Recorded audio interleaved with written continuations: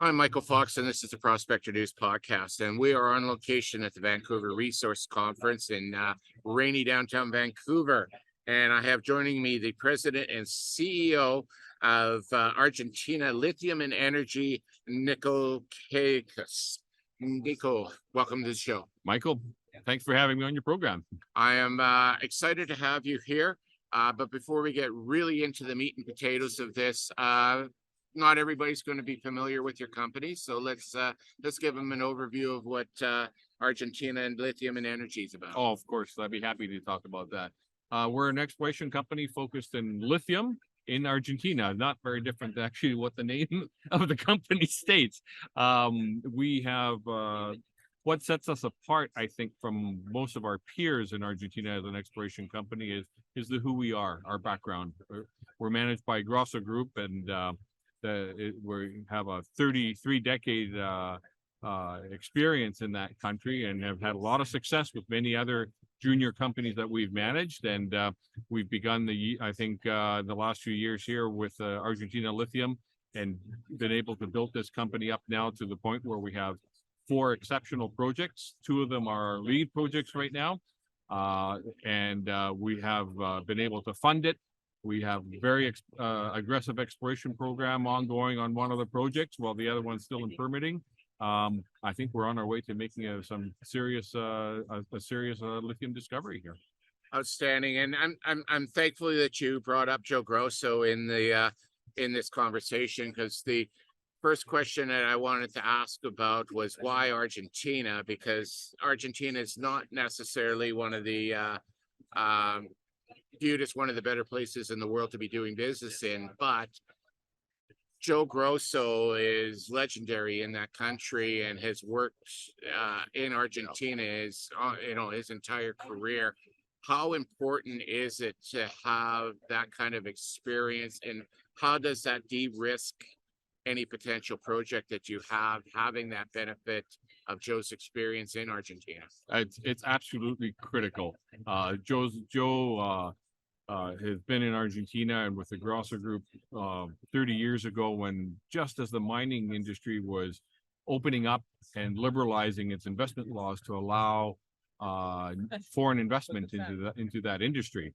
Prior to that, there was no exploration in this country, the 7th largest country in landmass in the world, with virtually no exploration. And you don't have to see, there was no discoveries there. There are no big mines going on in that part of the world. You look over in Chile, which is a tiny strip compared to Argentina, and there's enormous mines.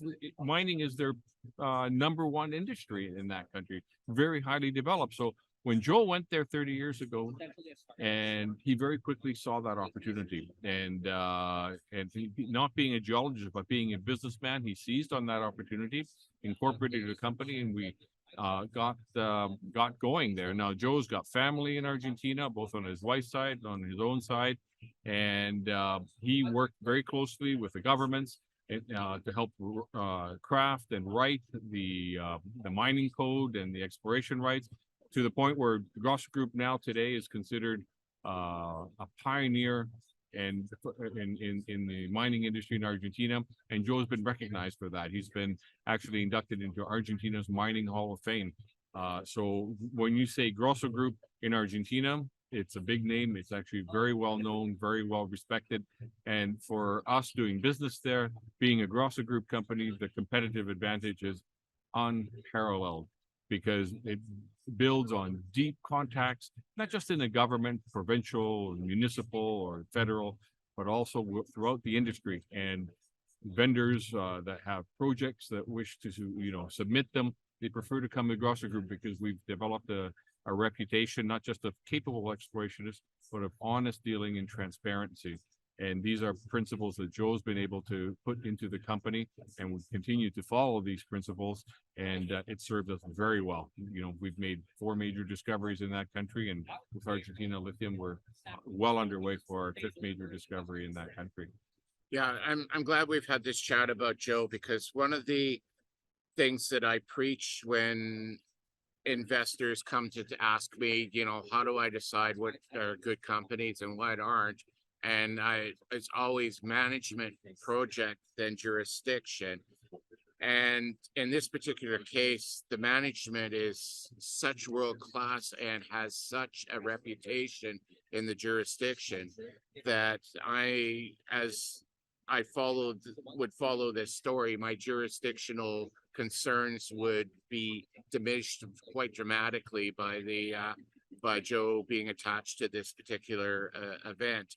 I also The interesting thing you were talked about the comparison between Chile and Argentina.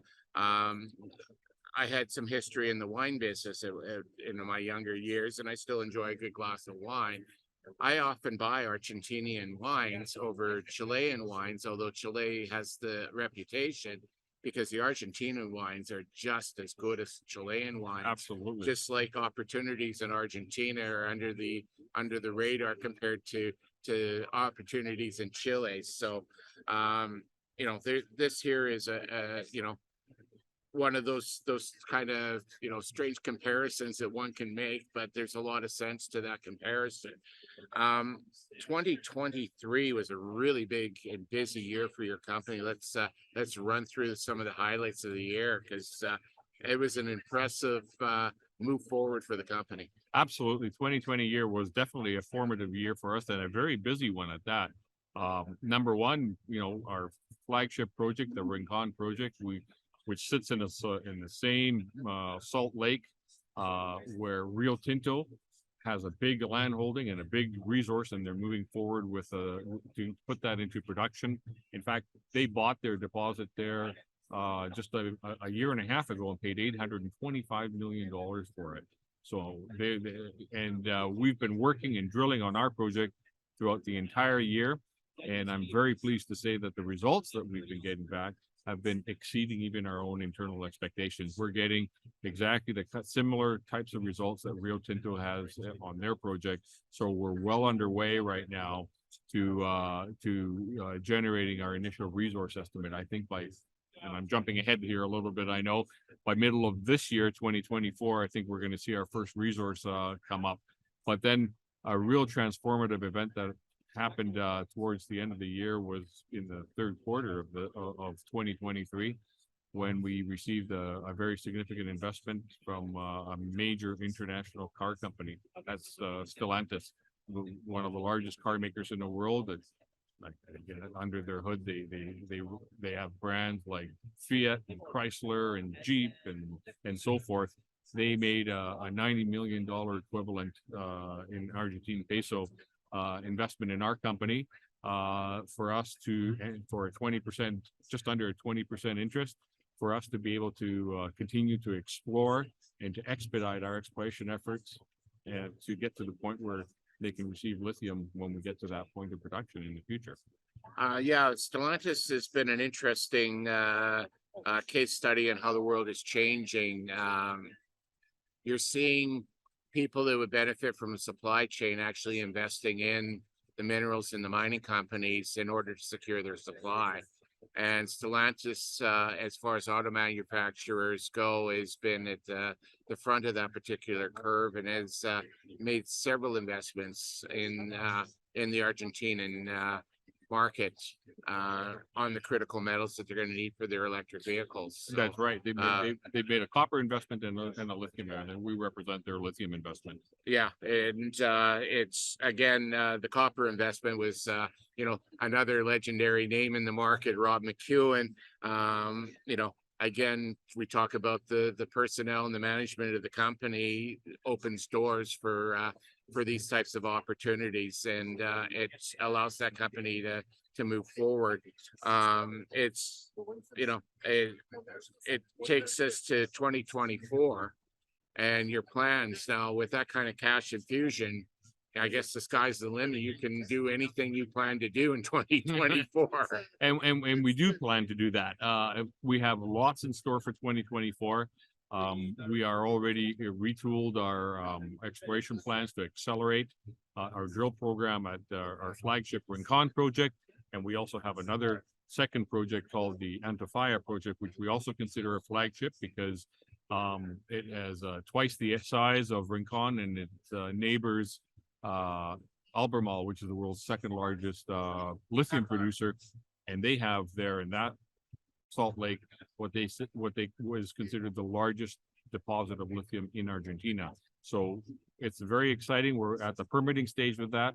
So what do we have in store here? We're looking to accelerate drilling at the Rincon project, and then in the second half of this year, as we receive permits for our Antofalla project, we're going to begin drilling onto the Antofalla project. We're looking to have maybe 2 or 3 drill rigs working at the same time. By middle of this year, we'll have our initial resource calculation, and it will see through drilling right through to the year end. This is at a time I recognize when many of our peers are scaling back and trying, preserve capital. We have the privilege, I guess, of moving forward very aggressively, and definitely a company to watch. Most definitely. Now, is the impetus because of Stellantis's investment, or is there pressures to get the market, to production quicker because of that large early stage investment? Well, the larger early stage investment allows us to maintain a longer term outlook as to how we run the company and not have to run it with the ups and downs of the short-term markets. So we're looking, when we're exploring with the ultimate aim of getting to a pre-feasibility study and then moving that forward to production. And the quicker that we can do that, the better the returns will be for all our shareholders. So that's kind of the strategy that we're implementing right now. Yeah, no, definitely. And having those types of shareholders keeps the dilution of the stocks down to a very minimal case. Is there anything that we haven't covered here today that was either a highlight or a plan for 2024? It's such a broad story. I feel like we missed something. It's a broad story, but it's a simple story. I think, I think the real catalyst is going to be our first resource calculation by middle of this year. I think that's going to put us on the map, and I think institutional investors begin to pay attention when that comes out. And then after that, it's building on that afterwards. So, I think 2024 is looking to be a very, very transformative and exciting year. Yeah, I would agree. I'm excited to see where things go in 2024. If people want to follow the company, get in touch with you, how would they do so? You can just get on our website, argentinalithium.com. We've got phone number there, 604-687-1828. Talk to me, talk to our investor relations. Always happy to engage with our shareholders or potential investors. Yeah, that's another thing about Grosso Group companies. If somebody wants to talk to them about what they're doing, they actually pick up the phone and they will answer those calls. So absolutely. Another check mark for things I tell people. Make sure management will talk to you. That's another big plus. I look forward to having you on the podcast again as the year progresses and then we get that resource estimate out. And good luck with things in the interim. Thank you very much. It's been a pleasure. You bet.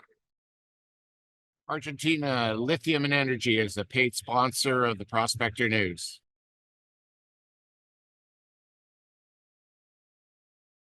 The Prospector News podcast is for educational purposes only. The opinions expressed are those of the participants and are not to be taken as investment advice. Listeners need to do their own due diligence and seek advice of a licensed investment advisor.